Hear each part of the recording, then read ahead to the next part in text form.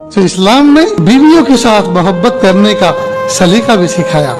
کہ جس کے ساتھ آپ نکاح کر رہے ہو یہ عورت جی کسی باپ کی آنکھوں کی ٹھنڈک، کسی ماں کا دل کا دھڑکتا ہوا ٹکڑا، کسی بھائی اور بہن کی عزت و ناموس ہے، آپ کے گھر میں آ رہی ہے۔ یہ کوئی جانور رسی میں باندھ کے نہیں آپ لا رہے، آپ نکاح کر کے عقد کر کے باعزت طریقے سے لا رہے ہو۔ اور یہ آپ کے گھر میں کوئی بھوکی پیاسے نہیں آ رہی کہ اس کے گھر میں کھانا نہیں ملتا تھا، فاقے تھے، آپ کے گھر میں کھانا ملے گا، اپنے گھر میں زمین پہ سوتی تھی، آپ کے گھر میں بیڈ ملے گا۔